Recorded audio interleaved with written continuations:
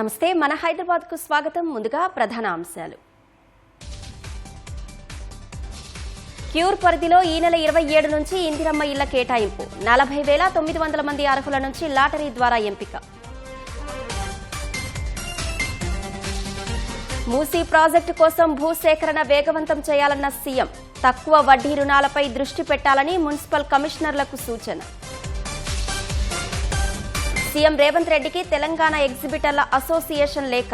Ticket ధరలను స్థిరీకరిస్తూ ఇచ్చిన GO రద్దు చేయాలని విజ్ఞప్తి. ఫీజుల బకాయిల తక్షణ విడుదలకు బీజేపీ డిమాండ్. 2 రోజుల దీక్ష విరమించిన రామచంద్రరావు. సమస్యలతో సతమతమవుతోన్న మాతృశ్రీనగర్ డివిజన్. డ్రైనేజీ రోడ్ల సమస్యలతో స్థానికుల అవస్థలు. నగరంలో 11 మంది నకిలీ వైద్యులు అరెస్ట్. జూబ్లీహిల్స్, సికింద్రాబాద్ జోన్లలో ప్రత్యేక ఆపరేషన్.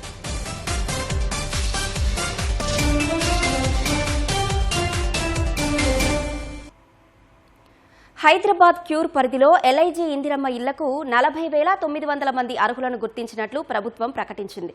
ఇందిరమ్మ టవర్లలో ఫ్లాట్ల కోసం 60,720 మంది దరఖాస్తు చేసుకోగా 19,820 మందిని అనర్హులుగా గుర్తించామని మంత్రి పొంగులేటి శ్రీనివాసరెడ్డి వెల్లడించారు. అర్హులకు ఈ నెల 27 నుంచి 4 రోజుల పాటు లాటరీ ద్వారా ఇల్లు కేటాయించనున్నట్లు చెప్పారు.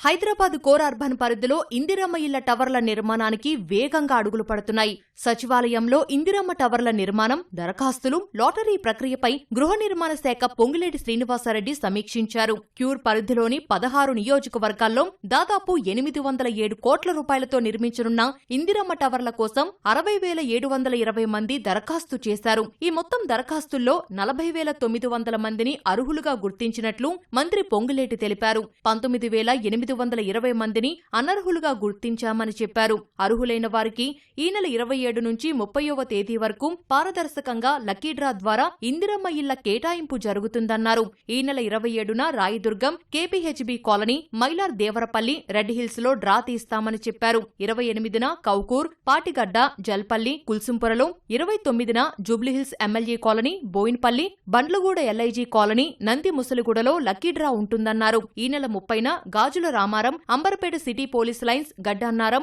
ఆర్ఎండ్బి క్వార్టర్స్, పోచారం ఎల్ఐజీ కాలనీలో డ్రా తీస్తామని మంత్రి పొంగిలేటి వెల్లడించారు. ఇల్లు రాని దరఖాస్తుదారుల 10,000 రూపాయల ఈఎండీని తిరిగి ఇవ్వనున్నట్లు మంత్రి స్పష్టం చేశారు. అలాగే ఎల్బీనగర్, గోషామహల్, ముషీరాబాద్, చంద్రయానగుట్ట నియోజకవర్గాల్లో ఇందిరమ్మ ఇళ్ల కోసం సెప్టెంబర్ 3 వరకు దరఖాస్తు చేసుకోవాలని మంత్రి చెప్పారు. ఒక్కో నియోజకవర్గంలో 480 చొప్పున ఫ్లాట్లు ఇస్తామని మంత్రి తెలిపారు. పేదలకు అపార్ట్మెంట్లో ఒక ఫ్లాటు ఇవ్వడం కాదని, ఒక కుటుంబానికి నగరంలో విలువైన ఆస్తి, భద్రమైన భవిష్యత్తు, ఆత్మగౌరవంతో జీవించే అవకాశం కల్పించడమే ఇందిరమ్మ టవర్ల లక్ష్యమని పేర్కొన్నారు. లబ్ధిదారులకు కేటాయించే ఇల్లు సుమారు 60 లక్షల నుంచి 1 కోటి రూపాయల వరకు ఉంటుందన్నారు. స్థలం ఉచితంగా ఇవ్వడంతో పాటు రిజిస్ట్రేషన్, 5 లక్షల రూపాయల సబ్సిడీ ప్రభుత్వమే ఇస్తోందన్నారు. లబ్ధిదారుడు 6 లక్షల రూపాయలు 4 విడతల్లో చెల్లించే అవకాశం కల్పించినట్లు చెప్పారు. మూసీ ప్రాజెక్టు కోసం భూసేకరణ వేగవంతం చేయాలని ముఖ్యమంత్రి రేవంత్ రెడ్డి అధికారులను ఆదేశించారు. మూసీ ప్రాజెక్టుపై సంబంధిత అధికారులతో సీఎం సమీక్ష నిర్వహించారు. ల్యాండ్ పూలింగ్పై స్పష్టమైన విధానం రూపొందించాలని సూచించారు. ఎఫ్టీఎల్, బఫర్ జోన్, అసైన్డ్ భూముల సేకరణపై స్పష్టమైన విధానం తయారు చేయాలని చెప్పారు. భూసేకరణలో ఎలాంటి న్యాయపరమైన చిక్కులు రాకుండా జాగ్రత్త తీసుకోవాలన్నారు. మూసీ ప్రాజెక్టు 2వ దశకు వీలైనంత త్వరగా టెండర్లను పిలవాలని ఆదేశించారు. మంచిరేవుల ఓంకారేశ్వర స్వామి ఆలయ నిర్మాణం కోసం వెంటనే టెండర్లు పిలవాలన్నారు. వివిధ ప్రాజెక్టుల కోసం తక్కువ వడ్డీకి రుణాల సమీకరణపై దృష్టి పెట్టాలని జీహెచ్ఎంసీ, సైబరాబాద్, మల్కాజిగిరి మున్సిపల్ కమిషనర్లకు సీఎం దిశానిర్దేశం చేశారు. కొత్వాల్గూడ బర్డ్స్ పార్కుకు మరింత ప్రచారం కల్పించాలన్నారు. టీడీఆర్పై ప్రతి వారం సమీక్ష జరగాలని స్పష్టం చేశారు.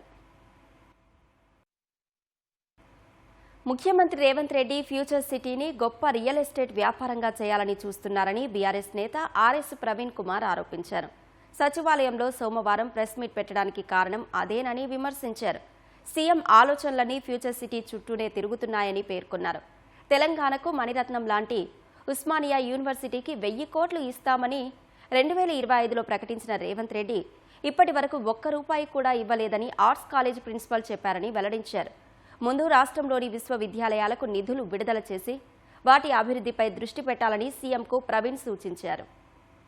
సిటీలో రేవంత్ రెడ్డి గారి ఆత్మ ఉన్నది, అక్కడే ఉంది.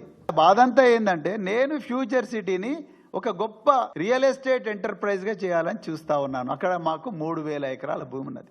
మాకు అంటే రేవంత్ రెడ్డి గారికి, వాళ్ళ బ్రదర్స్ కు, వాళ్ళ కుటుంబ సభ్యులకు అందరికి కూడా 3,000 ఎకరాల భూమి ఉన్నది. ఈ భారత్ ఫ్యూచర్ సిటీ అనే ఒక అభూత కల్పన, ఆ ఫ్యూచర్ సిటీని మీ జాకీలు పెట్టి లేపాలి, దాని రియల్ ఎస్టేట్ ఫుల్గా లేపాలని చెప్పేసి ఫారిన్ యూనివర్సిటీలు తీసుకొస్తా అని చెప్పి రేవంత్ రెడ్డి గారు, నేను అమెరికా పోతా, లండన్ పోతా, అక్కడ నుంచి ఆక్స్ఫర్డ్ తీసుకొస్తా, అక్కడ నుంచి కేంబ్రిడ్జ్ తీసుకొస్తా, ఎక్కడ తీసుకొస్తా, వరంగల్కు తీసుకురాడు, మహబూబ్నగర్కు తీసుకురాడు, నల్గొండకు తీసుకురాడు, వరంగల్కి తీసుకురాడు, నిజామాబాద్కు తీసుకపోడు, ఆదిలాబాద్ తీసుకపోడు, కేవలం ఫ్యూచర్ సిటీకే తీసుకుపోతాడంట.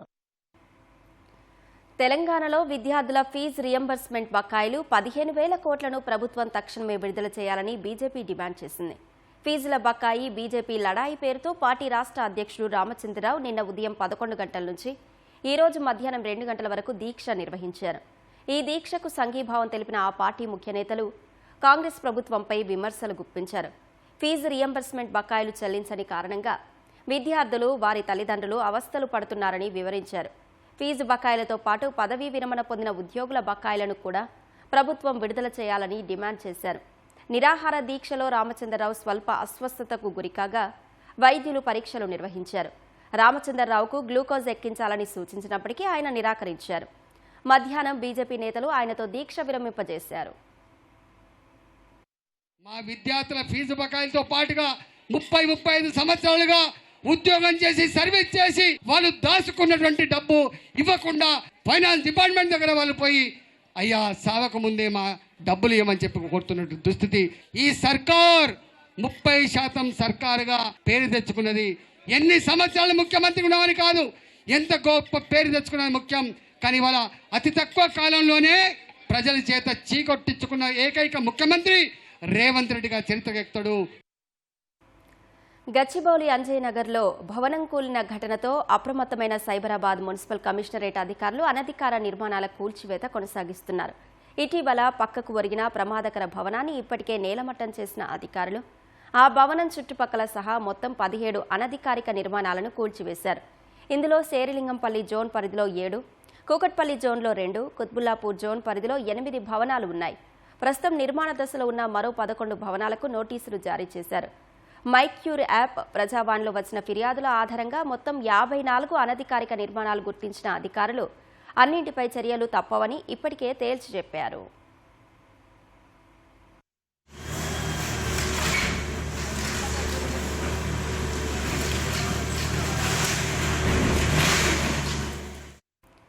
సినిమా టికెట్ ధరల స్థిరీకరణ, థియేటర్ల నిర్వహణపై ఇటీవల ప్రభుత్వం విడుదల చేసిన జీవో 77ను రద్దు చేయాలని కోరుతూ తెలంగాణ ఎగ్జిబిటర్ల అసోసియేషన్ సీఎం రేవంత్ రెడ్డికి లేఖ రాసింది. జీవోను పునఃసమీక్షించడం లేదా రద్దు చేయడం లేదా సవరించాలని కోరారు. తెలంగాణ వ్యాప్తంగా ఉన్న 400కు పైగా థియేటర్లను సంప్రదించకుండా జీవో విడుదల చేశారని లేఖలో పేర్కొన్నారు. Telangana film chamber of commerce ప్రమేయం లేకుండా జీవో ఇచ్చారని వెల్లడించారు. తెలుగు యాక్టివ్ ప్రొడ్యూసర్స్ గిల్డ్ పలువురు నిర్మాతల కోసం ఎలా జీవో ఇస్తారని ప్రశ్నించారు. టైర్ 2, టైర్ 3 టౌన్లలో 99% ఎయిర్ కూల్డ్ థియేటర్లే ఉన్నాయని తెలిపారు. కోవిడ్ తర్వాత భారీగా పెట్టుబడి పెట్టి వాటిని ఆధునీకరించామని లేఖలో వివరించారు. తెలంగాణలోని అన్ని థియేటర్లపై 20,000 కుటుంబాలు జీవనోపాధి పొందుతున్నాయని, జీవోను రద్దు చేయాలని సీఎంకు ఎగ్జిబిటర్లు విజ్ఞప్తి చేశారు.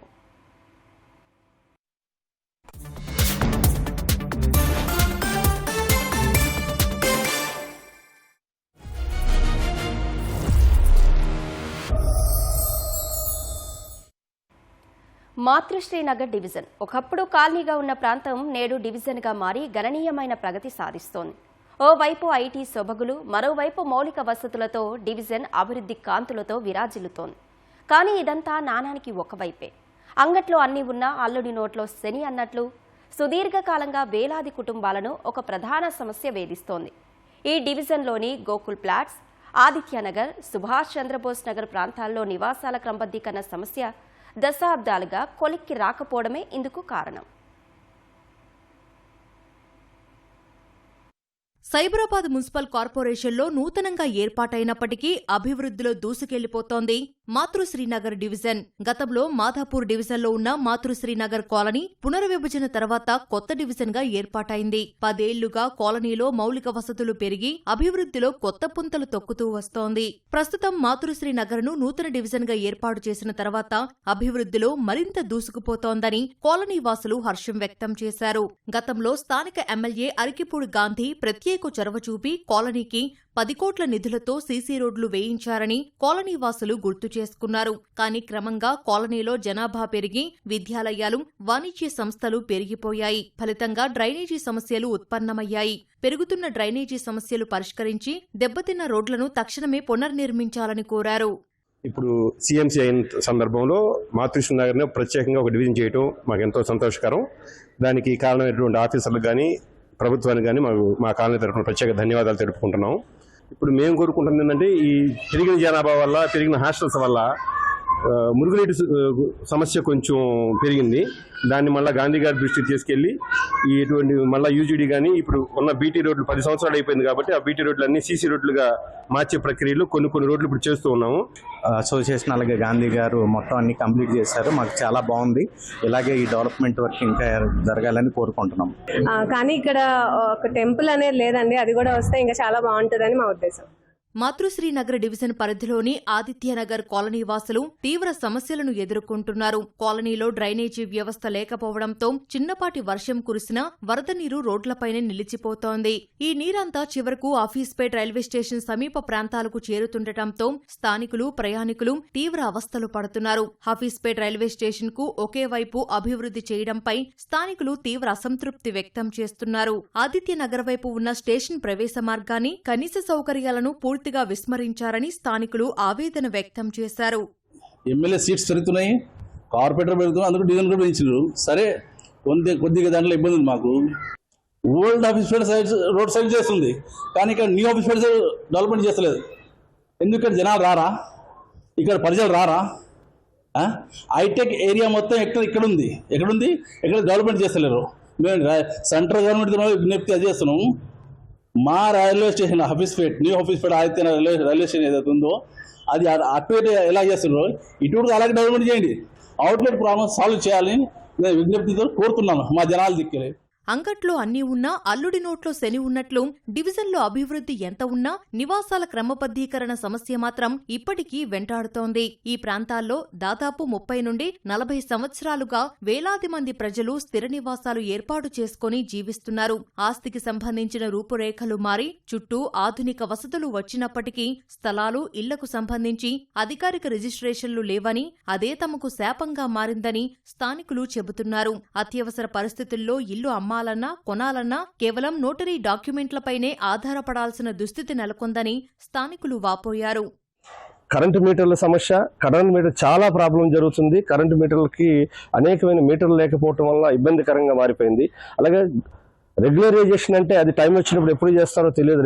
రెగ్యులరేషన్ అంటే ఒకటి మెయిన్ అసెస్మెంట్ ట్యాక్స్ కొన్ని 100 కోట్ల రూపాయలు అనేది ఇవాళ మాకు ఇన్కమ్ కూడా, గవర్నమెంట్ కూడా ఆదాయం కూడా వస్తుంది. అసెస్మెంట్ ట్యాక్స్ కూడా తీసుకోగలిగితే చాలా బాగుంటుంది. అసెస్మెంట్ ట్యాక్స్ ప్రధాన సమస్య ఇది. రోడ్లు వేసినా, డ్రైనేజీలు చేసినా, మంజూరా ఇచ్చినా, పార్కులు డెవలప్మెంట్ చేసినా ఇవన్నీ ఒక ప్రూఫ్ అయితే దీన్ని మించిన బలమైన ప్రూఫ్ ఏంటి అంటే మాకు రెగ్యులరేషన్ ఇంపార్టెంట్. రెగ్యులరేషన్ చేస్తే మాకు ఏదైనా బ్యాంకు లోన్ ఇస్తుంది, మాకు 10 రూపాయలు పుట్టబడి ఉంటుంది. ప్రభుత్వం తక్షణమే స్పందించి కాలనీలోని స్థలాలను క్రమబద్దీకరించి అధికారిక రిజిస్ట్రేషన్లకు మార్గం సుగమం చేయాలని కాలనీవాసులు విజ్ఞప్తి చేస్తున్నారు. ఏటా ప్రతిష్టాత్మకంగా నిర్వహించే బాలాపూర్ గణేష్ ఉత్సవాలకు సర్వం సిద్ధం చేస్తున్నారు. ఈ ఏడాది కూడా ఉత్సవాలను వైభవంగా నిర్వహించేందుకు బాలాపూర్ గణేష్ ఉత్సవ సమితి ఆధ్వర్యంలో అన్ని శాఖల అధికారులతో సమన్వయ సమావేశం జరిగింది. ఈ భేటీలో Shamshabad DCP Rajesh, traffic DCP Rahul Hegde, Badangpet GHMC deputy commissioner, విద్యుత్ శాఖ అధికారులు, బాలాపూర్ ఉత్సవ కమిటీ సభ్యులు పాల్గొన్నారు. ఉత్సవాల సందర్భంగా నిర్వహించాల్సిన భద్రత, ట్రాఫిక్, పారిశుద్ధ్యం, విద్యుత్తు తదితర ఏర్పాట్లపై సమావేశంలో చర్చించారు. గచ్చిబౌలి పోలీస్ స్టేషన్ పరిధిలో కనిపించకుండా పోయిన 2 చిన్నారులను స్థానిక పోలీసులు కొన్ని గంటల్లోనే తల్లిదండ్రుల వద్దకు చేర్చారు. గచ్చిబౌల్లోని రాఘవ ప్రాజెక్ట్ లేబర్ క్యాంపులో ఉంటున్న 4 ఏళ్ల ప్రమీలా ముర్ము, 3.5 ఏళ్ల సంగీత అనే 2 చిన్నారులు గత సాయంత్రం కనిపించకుండా పోయారు. వారితో పాటే రాఘవ ప్రాజెక్టులోనే పనిచేసే చాకు సోరెన్ కనిపించకుండా పోవడంతో ఆందోళనకు గురైన తల్లిదండ్రులు చుట్టుపక్కల గాలించారు. అర్ధరాత్రి దాటిన తర్వాత గచ్చిబౌలి పోలీస్ స్టేషన్లో ఫిర్యాదు చేశారు.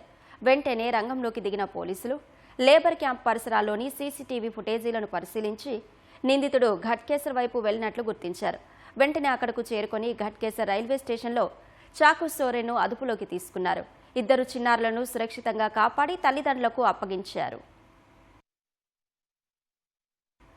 హైదరాబాద్లో నకిలీ ధ్రువపత్రాలతో డాక్టర్లుగా చలామణి అవుతున్న 11 మందిని పట్టుకున్నట్లు task force DCP Vaibhav Gaikwad తెలిపారు. జూబ్లీహిల్స్, సికింద్రాబాద్ జోన్లలో ప్రత్యేక ఆపరేషన్ పేరిట టాస్క్ ఫోర్స్ పోలీసులు విస్తృతంగా తనిఖీలు నిర్వహించారు.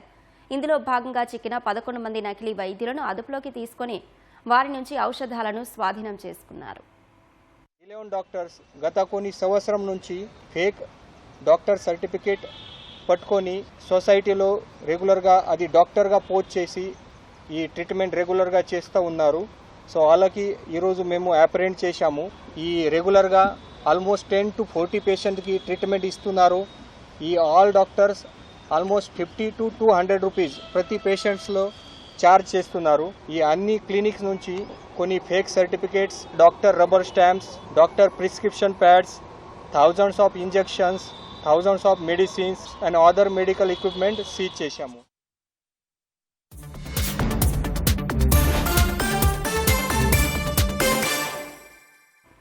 మరిన్ని నగర వార్తలు వేగంగా సంక్షిప్తంగా చూద్దాం.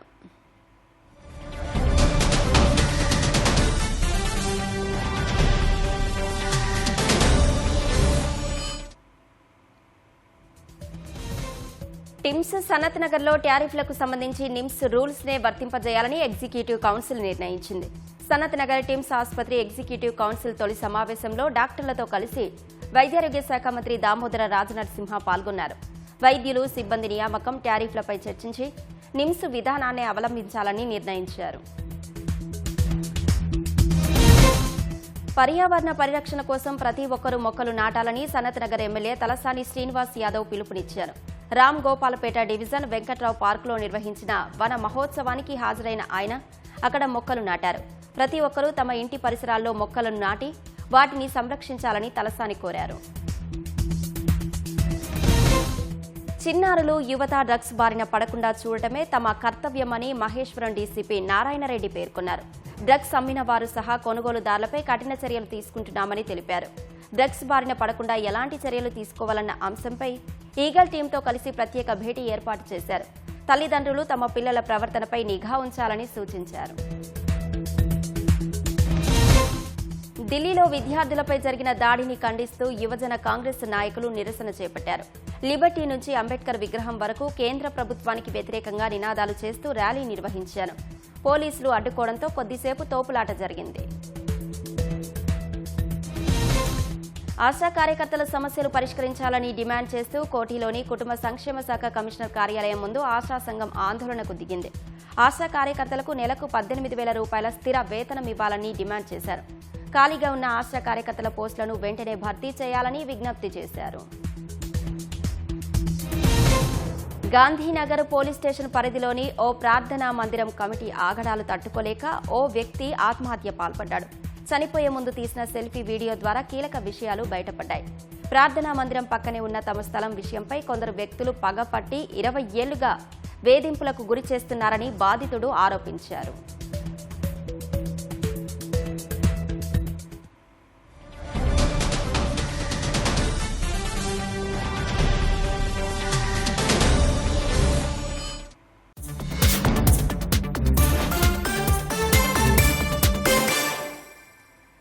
స్టైఫన్లు పెంచాలని డిమాండ్ చేస్తూ 22 రోజులుగా నిరవధిక సమ్మె చేస్తున్న ఆయుష్ విద్యార్థులు ఇవాళ తమ ఆందోళనను ఉద్రిక్తం చేశారు.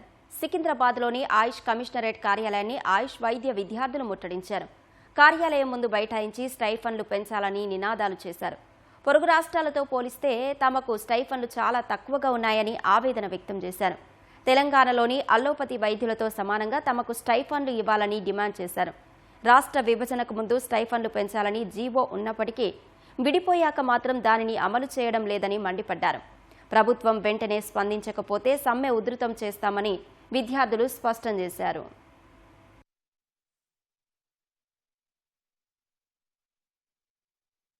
జియో నెంబర్ 51లో ఆన్ పార్ విత్ ఎల్లుపతి ఇస్తామని చెప్పి మాకు 2007లో జియో వచ్చింది, కానీ ఇంతవరకు ఇంప్లిమెంటేషన్ జరగలేదు. అలాగే 2 ఇయర్స్కి ఒకసారి 15% హైక్ అనేది ఇస్తామన్నారు, కానీ ఆ హైక్ కూడా ఇవ్వడం జరగలేదు. కానీ బైఫోకేషన్కి ముందు నుండి ఈ రూల్స్ ఉన్నాయి, కానీ బైఫోకేషన్ జరిగిన తర్వాత ఆంధ్రప్రదేశ్లో ఆ రూల్స్ అనేవి కంటిన్యూస్గా జరుగుతూనే ఉన్నాయి, హైక్స్ వస్తూనే ఉన్నాయి. వాళ్ళ స్టైపెండ్ ఇప్పుడు 60,000 ఉంది. సేమ్ వర్క్, సేమ్ పని, సేమ్ సేవ మేము కూడా చేస్తున్నాం, కానీ మాకు మాత్రం ఓన్లీ 30,000 ఉంది. మాకు రావాల్సిన హైక్స్ రాలేదు, మాకు ఇచ్చిన జీవో పాస్ కాలేదు. అంటే మమ్మల్ని ప్రభుత్వం పట్టించుకోవట్లేదు అంటారా? లైక్ స్టైఫండ్ ప్రకారంగా చూసుకున్నా మేము 20 డేస్ నుంచి స్ట్రైక్ చేస్తున్నా కూడా రెస్పాండ్ అనేది లేదు అంటే గవర్నమెంట్ మాకు సేమ్ ఈక్వల్ లైక్ రెస్పెక్ట్ ఇవ్వట్లేదు అనే కదా అర్థం.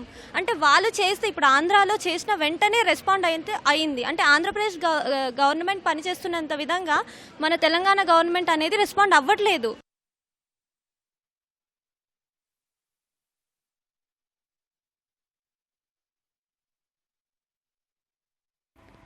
అగ్గిపుల్ల సబ్బుబిల్ల కాదేదే కవిత కనర్హమన్నారు నాటి మేటి కవి శ్రీశ్రీ. ఆయన మాట బాగానే ఒంట పట్టించుకుంటున్నారు హైదరాబాద్కు చెందిన సుధాకర్. అంతా ఇక మనకు పనికిరాదని పడేసిన వస్తువులతో వింత వింత వస్తువులను తయారు చేసి ఔరా అనిపించుకుంటున్నారు సుధాకర్. కార్లు, సైకిళ్లు, బైకులు, స్క్రాప్ నుంచి ఎన్నో వస్తువులను రూపొందించి ఆకట్టుకుంటున్నారు. అలా 250 కార్లను తయారు చేసి ఏకంగా ఓ మ్యూజియమే ఏర్పాటు చేశారు. అంతేనా, ఆ మ్యూజియం గిన్నీస్ రికార్డుకు కూడా ఎక్కింది. ఆ మ్యూజియంను మనము చూసేద్దాం పదండి.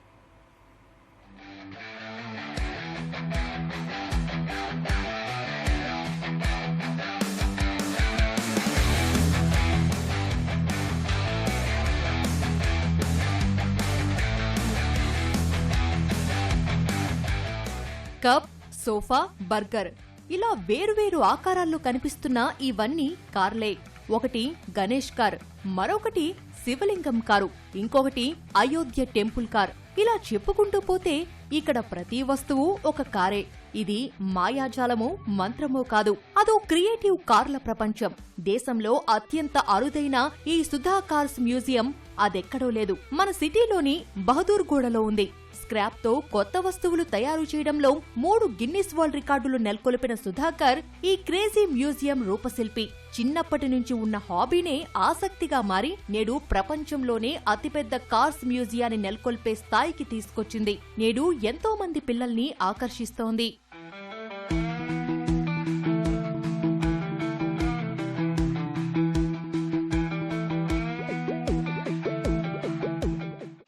బ్యాంగిల్ కార్, శివలింగం కార్, గణేష్ కార్ ఉంది. ఎందుకంటే బాగుంది, colour colourful. Pencil car, eraser car and sharpener car. I like it. My father drive all. Bus also ఈ డ్రైవ్. గణేష్ కార్ ఉంది, బస్ కార్ ఉంది, మస్కిటో కార్స్ ఉన్నాయి. Very excited and it's very happy to see Sudhakar museum. Bikes ఉన్నాయి. Daily లైఫ్లో వాళ్ళకు చూసే కార్లు different ఉన్నాయి, ఇక్కడ చూసేటివి డిఫరెంట్ ఉన్నాయి. సో వాళ్ళు ఏంటంటే ఓల్డెన్ డేస్లో ఇలాంటి కార్స్ ఉన్నాయా, ఇలా ఉండేవా అనేది వాళ్ళు కొత్తగా చూస్తున్నారనమాట కదా. Even I'm also getting excited to ride this car. చిన్న చిన్న కార్స్, లిప్స్టిక్ కార్ అందులో కూర్చొని రైడ్ చేయడం వాళ్ళకి ఎక్సైటింగ్ ఉంటుంది కదా. స్క్రాప్ నుంచి కూడా మేము ఏదైనా వస్తువు తయారు చేయగలము. కంపల్సరీ లేదు మేము వెళ్ళేసి ఎక్స్పెన్సివ్ మోడల్స్ కొనుక్కోవాలి. మనకు స్క్రాప్ వస్తువు కూడా ఉంటే బెస్ట్ అవుట్ ఆఫ్ వేస్ట్ తయారు చేసుకోవచ్చు. ఇంజనీరింగ్ చదవకపోయినా తన సృజనాత్మకతతో స్క్రాప్ తో వెరైటీ కార్లను సృష్టించి ప్రపంచం దృష్టిని ఆకర్షించారు సుధాకర్. ఆయన రూపొందించిన అతిపెద్ద ట్రైసైకిల్ గిన్నిస్ వరల్డ్ రికార్డుల్లో చోటు సంపాదించింది. మొత్తం 250కి పైనే వెరైటీ కార్లను రూపొందించిన సుధాకర్ సమాజానికి తన క్రియేటివిటీతో సందేశాన్ని ఇస్తుంటారు. త్వరలోనే పారాడాక్స్ మ్యూజియాన్ని కూడా అందుబాటులోకి తీసుకొస్తామని సుధాకర్ చెబుతున్నారు. సుధాకర్ మ్యూజియము వరల్డ్లో ఒకటో మ్యూజియం ఉంది, wacky car museum. Guinness world recorded ఉంది. First started I designed about 26 different type of cycles. సైకిల్స్లో ఎన్నో టైప్ ఉంటుంది. The tallest tricycle in the world. అన్నిటికన్నా ఎక్కువ ఫెయిలియర్స్ ఈ సైకిల్ పైన అయింది. అబౌట్ 56 టైమ్స్ ఫెయిల్ అయ్యాను ఇందులో. ప్రపంచంలో ఇన్ని వాకీ కార్స్ ఎవరు చేయలేదు. 62 వాకీ కార్స్ చేశాను ఇప్పటివరకు నేను. తర్వాత కార్స్ గురించి చేశాను. కార్స్ లాస్ట్ చేసింది కరోనా వైరస్ షేప్ కార్. 2000లో మ్యూజియం స్టార్ట్ చేశాను. ఇది 25 ఇయర్స్ అయింది, 26th ఇయర్స్ అవుతుంది. And so it's a great attraction for children అండి. కేవలం వినోదమే కాకుండా విజ్ఞానాన్ని అందిస్తున్న ఈ క్రేజీ కార్స్ మ్యూజియంను చూసేందుకు వివిధ రాష్ట్రాల నుంచి విద్యార్థులు, పర్యాటకులు వస్తుంటారని సుధాకర్ తెలిపారు.